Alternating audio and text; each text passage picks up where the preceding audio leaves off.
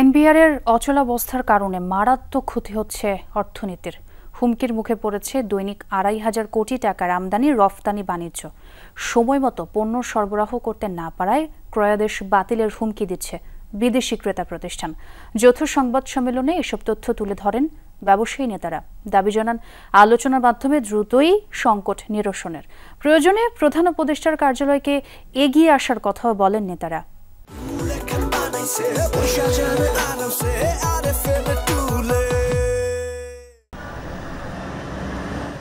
NBR সংস্কারে সরকারি প্রজ্ঞাপন জারির পর থেকেই আন্দোলন করছেন সংস্থাটির কর্মকর্তা কর্মচারীরা। প্রায় ১.৫ মাসের আন্দোলনে তৈরি হয়েছে অচল অবস্থা, যার নেতিবাচক প্রভাব পড়েছে দেশের ব্যবসা বাণিজ্য ও আমদানি রপ্তানি কার্যক্রমে। আজকে থেকে কমপ্লিট শাটডাউনের ঘোষণা দেওয়া হয়, যা অত্যন্ত উদ্বেগজনক। বিষয়টি নিয়ে উদ্বিগ্ন ব্যবসায়ী ও শিল্প উদ্যোক্তারা। অবস্থান তুলে ধরতেই আয়োজন করা হয় যৌথ সংবাদ সম্মেলনের, যেখানে উপস্থিত ছিলেন বিভিন্ন ব্যবসায়ী সংগঠনের নেতারা। তুলে ধরা হয় এনবিআরের চলমান আন্দোলনে ক্ষতির চিত্র। এনবিআর এর অন্তর্ভুক্ত সকল দপ্তরসমূহের কর্মকর্তা কর্মচারীদের কলম বিরতির প্রেক্ষিতে দেশের আমদানি রপ্তানি ব্যবসা মারাত্মক ক্ষতির সম্মুখীন হচ্ছে। 65 বিলিয়ন হচ্ছে ট্রানজাকশন। এটাকে যদি আপনি কর্মদিবস দিয়ে ভাগ করেন 300 দিন, তো রাফলি প্রতিদিন হলো ২৫০০ থেকে ২৬০০ কোটি টাকার মতো ডিস্ট্রাপশন হচ্ছে। প্রতিনিয়ত রক্তক্ষরণ হচ্ছে এবং ক্ষতি হচ্ছে।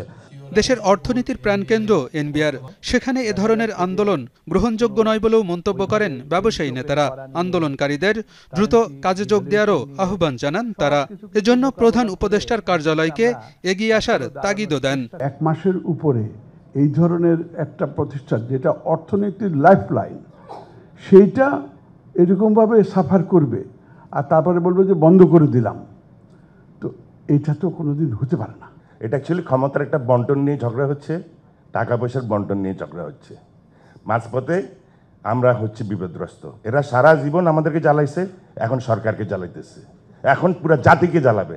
প্রধান উপদেষ্টার কার্যালয়ের নেতৃত্বে সরকারের সংশ্লিষ্ট মন্ত্রণালয় আন্দোলনরত কর্মকর্তা কর্মচারীদের সাথে আলোচনায় বসা অতীব জরুরি। সংস্কারের পক্ষে নিজেদের অবস্থান তুলে ধরে ব্যবসায়ী নেতারা বলেন, অর্থনীতির স্বার্থেই এনবিআরের সংস্কার হতে হবে, তবে তা আলোচনার মাধ্যমেই হওয়া উচিত। আন্দোলনে ব্যবসায়ীরা ইন্ধন দিচ্ছে এমন অভিযোগ অস্বীকার করেন ব্যবসায়ী নেতারা। মাননীয় অর্থ উপদেষ্টা যদি বলে থাকেন যে এর পিছনে ব্যবসায়ী সমাজের ইন্ধন হচ্ছে, এটা আমি মনে করি ভুল।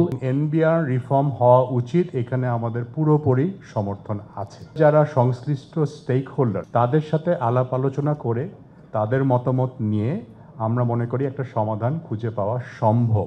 দাবির প্রেক্ষিতে এনবিআরের চেয়ারম্যানের অপসারণের বিপক্ষে নিজেদের অবস্থানের কথা তুলে ধরা হয় যৌথ সংবাদ সম্মেলনে। জাতীয় রাজস্ব বোর্ডের চেয়ারম্যানের অপসারণ কোনো মতেই কাম্য নয়। আলমগীর হোসেন, যমুনা নিউজ, ঢাকা।